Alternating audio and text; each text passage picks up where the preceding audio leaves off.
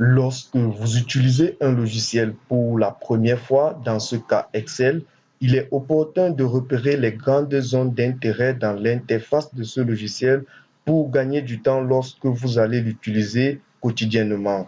Alors, c'est ce que je me propose de faire dans cette partie.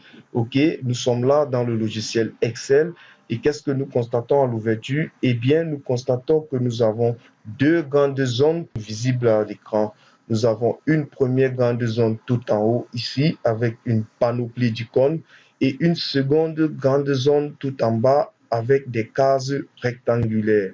Alors, nous allons observer l'interface du tableau Excel allant du haut vers le bas. Alors, nous observons la première ligne. Ici, nous avons la barre de raccourci. Ce n'est pas important. Nous allons voir comment personnaliser. Pour certains, vous n'avez pas ces raccourcis. Ne vous inquiétez pas. C'est très moins important. OK. À côté, nous avons le titre du classeur. Là, j'observe le classeur 1 dans la barre de titre. Et plus loin à droite, nous avons les icônes pour nous permettre de réduire, d'agrandir ou de fermer notre classeur. OK. Donc, en dessous de cette barre, nous avons la barre de menu. Là où j'observe accueil, insertion, mise en page, formule, etc. Là, ce sont les menus Excel. Dans d'autres ouvrages, on va vous parler d'onglet. Donc, on parle de la barre de menu ou la barre d'onglet. En dessous de la barre d'onglet, j'ai le ruban. Donc, vous constatez avec moi qu'on aura autant de rubans que de menus. Pour chaque menu ou pour chaque onglet, on a un ruban. On a la barre, on a son ruban, je veux dire. Donc, le ruban est constitué en des groupes. Vous voyez bien des groupes séparés là. Et à l'intérieur de chaque groupe, on a des icônes. Donc, si je vais au menu accueil, là, je suis au menu accueil, j'ai le groupe police, j'ai le groupe alignement, j'ai le groupe nombreux. Et dans le groupe police, j'ai l'icône gras, j'ai l'icône italique, j'ai l'icône soulignée. Donc, c'est la même chose si je vais au menu insertion ou à l'onglet insertion, j'ai le groupe tableau, j'ai l'icône tableau croisé dynamique, j'ai l'icône tableau croisé dynamique recommandé, j'ai l'icône tableau. OK. Si je vais dans le menu mise en page, j'ai le groupe mise en page, j'ai l'icône marge, orientation, l'icône taille, etc. Donc, c'est ça la structure générale de la boîte à outils du tableur Excel. On a premièrement, je résume, la barre de menu, les différents menus ou les onglets. En dessous de chaque menu, on a son ruban et le ruban est regroupé en groupes et à l'intérieur de chaque groupe, on a des icônes. Donc, il est question déjà de se familiariser avec ce langage, cette interface, car nous allons l'utiliser tout au long de cette formation. En dessous donc de la barre de ruban, j'ai deux barres également, là une petite à gauche et une plus grande à droite. La première à gauche, c'est la zone de nom où va se retrouver tous nos zones créées, OK? Et qui va également nous permettre de nous géolocaliser, c'est-à-dire de lire dans quelle cellule on se trouve grâce à la zone de nom ou la barre de nom. À côté à droite, j'ai la barre de formule où on va insérer toutes nos formules ou bien lorsqu'on sera dans une cellule, là, on sera en train de créer une formule, on pourra identifier la formule dans la barre de formule ou la zone de formule. OK. À côté donc de cette barre, j'ai ce petit raccourci FX qui me permet de faire l'appel direct à la boîte à outils de fonctions où je peux retrouver toutes les fonctions Excel et faire appel à chacune d'elles selon mon besoin. Je choisis ma fonction. OK. Nous y reviendrons. Tout en dessous, j'ai donc la deuxième grande zone avec des cases rectangulaires qu'on va appeler cellules. Alors, chacune des cellules pourra s'identifier par le numéro de lettres en colonne et le numéro de ligne. OK, donc pour cette cellule, dans ce cas, je peux observer dans la zone de nom ou la barre de nom que je suis à la cellule C4. OK, ici je suis à la cellule D7. OK, jamais on ne va dire 4C. Excel ne comprendra pas. Donc les noms des cellules sont identifiés par la lettre en colonne et le numéro en ligne. OK, on a des milliers de lignes et des milliers de colonnes. Donc on a la possibilité de travailler dans toute cette grande feuille et d'identifier où on est localisé par la zone de nom. Donc, à côté des cellules, on a ce qu'on appelle la plage des cellules. C'est la possibilité de faire une sélection d'un ensemble de cellules Par exemple, je me positionne ici à C3, je clique, je fais un clic gauche, je maintiens et hop, je me balade pour sélectionner ma zone. Là, j'ai fait une sélection d'une plage de cellules, donc un ensemble de cellules. OK? En dessous donc de la zone de calcul ou la zone de travail matérialisée par des cases rectangulaires, j'ai le nom de la feuille. Je vois la feuille 1. Ça veut dire que je suis à la feuille 1 et mon classeur 1 contient une feuille. J'ai la possibilité à côté avec ce bouton plus d'ajouter autant de feuilles que je souhaite. Donc, vous allez prendre comme dans la réalité, un classeur est un ensemble de feuilles, est un bloc dans lequel on peut ajouter des feuilles, on peut retirer des feuilles. Donc, c'est la même chose sur Excel. On a la possibilité de manipuler autant de feuilles dans nos classeurs que nous souhaitons selon notre besoin. On a la possibilité de renommer ces feuilles. Nous y reviendrons dessus tout au long de cette formation. Donc, à côté de l'ensemble des feuilles, j'ai ce qu'on appelle les barres de défilement. J'ai une barre horizontale qui me permet de me déplacer de la gauche à la droite ou dans le sens inverse. J'ai une barre verticale qui me permet de me déplacer du haut vers le bas, également dans le sens inverse. En dessous, j'ai des petits raccourcis qui gérer les mises en page et j'ai la zone de zoom qui va me permettre d'augmenter la taille de ma feuille ou de la réduire selon ma visibilité, selon la présentation que je souhaite avoir. Donc, ainsi présenté, nous avons observé de premier vue l'interface du classeur Excel. Nous allons donc assez fréquemment faire appel à chacun des onglets ou des menus. Il est donc important de savoir déjà ce que chacun fait d'entre eux.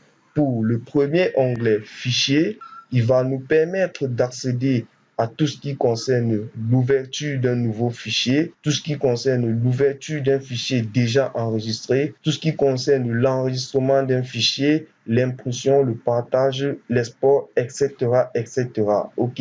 Si je clique sur cette flèche retour, ça me permet de revenir à ma zone de travail. J'ai donc le menu accueil. Le menu accueil va nous permettre d'accéder quant à lui à tout ce qui concerne la mise en forme du travail dont on est en train d'effectuer. On pourra donc faire ce qu'on appelle le formatage des données, c'est-à-dire donner une forme à nos données, soit au niveau de la police, soit au niveau de l'alignement des tests, soit au niveau du format des nombres, soit au niveau du style pour le tableau, soit au niveau des cellules, on pourra insérer, supprimer des cellules, ainsi de suite. Donc, j'ai le menu insertion, quant à lui qui nous permet d'insérer un tableau, des formes, des illustrations, des images. On pourra aller sur le web, extraire une image, ramener dans notre feuille de travail, ainsi que des formes pour faire des représentations selon nos besoins. On peut également insérer des graphiques. On pourra donc manipuler les graphiques grâce au menu insertion. On a également toujours d'autres types de graphiques. Nous y reviendrons tout au long de cette formation en détail sur chacun de ces menus. Le but ici est de vous présenter déjà l'utilité de chacun d'eux, question de se familiariser pour gagner en temps dans nos travaux quotidiens. Ensuite, j'ai le menu mise en page, comme son nom l'indique, qui va nous permettre d'ajuster la mise en page de notre feuille, qui va nous permettre de définir les zones d'impression, de gérer le thème de notre présentation, la couleur, la police des feuilles, d'imprimer les en-têtes, ainsi de suite. J'ai également le menu formule qui va me permettre d'accéder à la bibliothèque des fonctions Excel. J'ai là l'icône test qui me regroupe toutes. Si je clique là, il déroule toutes les fonctions qui vont me permettre de manipuler les données textuelles. J'ai à côté les fonctions date et heure qui vont me permettre de manipuler les dates et les heures sur Excel. J'ai d'autres fonctions mathématiques, trigonométriques, de recherche, de logique, etc. Donc, à côté, j'ai les noms définis où je peux accéder au gestionnaire de noms. Nous allons créer des noms des tableaux, créer les noms des cellules pour les référencer dans nos formules.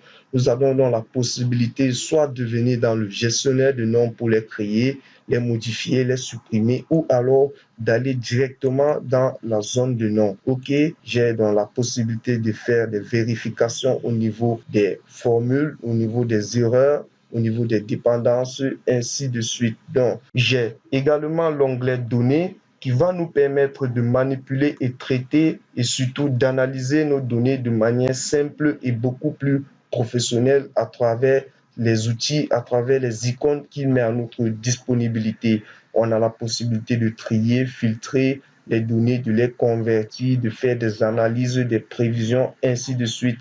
On a la possibilité de connecter nos données à des sources externes telles que Access, telles que le web. Nous pouvons aller sur le web, reprendre des données et venir les traiter sur Excel. On peut faire appel à des fichiers test Word, à d'autres différentes sources. Donc, on a la possibilité, à travers le menu récupérer et transformer, de les mettre en relation, donc de synchroniser plusieurs sources de données. Ainsi, on a le menu révision qui va nous permettre de faire des révisions sur l'orthographe, des tests, de vérifier l'accessibilité, les recherches, de traduire, d'ajouter des commentaires à nos tableaux. Là, c'est beaucoup plus dans le cadre des commentaires annexes. On va pouvoir donc gérer ces paramètres grâce à ce menu. Ensuite, on a le menu affichage qui va nous permettre de définir la manière dont on veut que l'écran interagisse. On a cet affichage normal à l'écran. On peut afficher avec un saut de page. Là,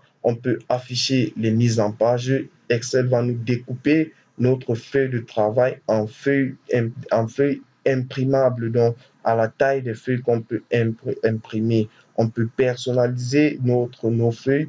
On peut décider de masquer la barre, là je reviens au menu normal, on peut décider de masquer la barre de formule, là elle ne s'affiche plus, de masquer les en-têtes, elle ne s'affiche plus, on peut décider de masquer le quadrillage et les cadres des cellules ne vont plus s'afficher. On peut donc gérer le zoom. Donc, en général, nous allons définir la manière dont on veut que l'écran interagisse selon nos besoins. On pourra figer les volets. Nous y reviendrons sur tous ces éléments tout au long de cette formation. À côté, j'ai l'option Aide qui va me permettre de faire mes propres recherches lorsque je suis bloqué.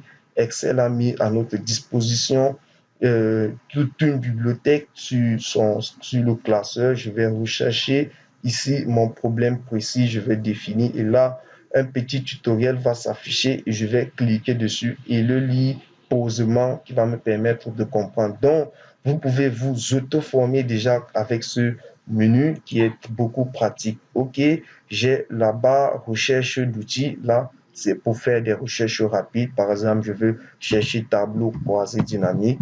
Je ne sais pas que le tableau croisé dynamique est dans le menu insertion. Là, je tape tableau croisé dynamique ici et je vais trouver tableau croisé dynamique. Je peux cliquer dessus.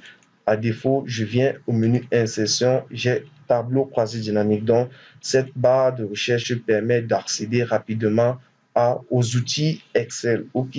Bien, nous avons également la possibilité d'ajuster l'affichage de notre écran à travers cette icône qui nous présente l'option d'affichage du ruban. OK? Donc, pour ceux qui ont des petits écrans, vous avez la possibilité de masquer la barre de menu, de masquer le ruban, de masquer également les titres, les barres de formule. Nous l'avons vu déjà dans affichage que nous pouvons masquer les en-têtes. Je vous l'ai dit, nous pouvons masquer la barre de formule, nous pouvons enlever le quadrillage. Ça, c'était une première option pour gagner de l'espace. Excel nous permet également d'utiliser l'option d'affichage de ruban. Ici, là, si je clique dessus, on a la possibilité de masquer automatiquement le ruban. Donc, je vais cliquer sur cette première option. Vous voyez, j'ai masqué à la fois la barre de menu et les rubans. Donc, si je viens ici en haut, lorsque le vert s'affiche, je clique dessus, je fais un clic gauche, j'ai la possibilité donc d'accéder à mes menus ainsi que la barre de ruban, ainsi que les groupes, ainsi que les icônes. Donc, si je reviens recliquer dans ma zone de travail, le menu et les rubans seront masqués. Donc, je reviens ici à côté. Là, je clique encore. Je vais dire cette fois-ci afficher les onglets. Là, si je décide d'afficher les onglets, j'ai masqué donc automatiquement le ruban. Là, je vois donc les onglets ou les menus. Donc, lorsque je clique sur un onglet, son ruban s'affiche. Je clique sur celui-ci, son ruban s'affiche. Et si je reviens dans la zone de travail, le ruban est masqué. Donc, j'ai la possibilité cette fois-ci, lorsque j'ai un écran bien large, d'afficher les onglets et les commandes dedans. Pour un début, nous allons travailler comme ceci, mais avec le temps, nous allons les masquer pour gagner un espace. Nous allons devoir masquer également les barres de formule, les en-têtes lorsqu'on a fini le travail. Donc, nous y reviendrons sur tous ces petites astuces de mise en forme finale tout au long de cette formation. Donc, ainsi présenté, nous étions en mode découverte de l'anatomie d'un tableur Excel. Nous avons compris qu'un classeur Excel est comme dans la réalité un ensemble de feuilles associées dans un bloc qui peuvent être liées par des formules qui peuvent être mises en relation, je vous l'ai dit. Donc, nous allons tout au long de cette formation manipuler nos données sur cette interface à 99% des cas et le reste du temps, nous serons appelés à faire appel à la boîte à outils du tableur Excel dont le but de cette vidéo était déjà de la présenter les objectifs afin que nous nous familiarisons. Mais tenez-vous tranquille, ça peut être encore un peu complexe, un peu flou jusqu'ici lorsque vous êtes débutant. Mais à l'issue de cette formation, plus nous allons avancer, nous allons étudier, nous allons entrer dans chacun des menus, dans chacun des icônes avec des exemples professionnels beaucoup plus pratiques qui vont nous permettre donc de nous familiariser avec ce menu et de le maîtriser afin d'être plus performant dans le but de cette formation. Alors, je vous dis à très vite pour la suite de votre formation.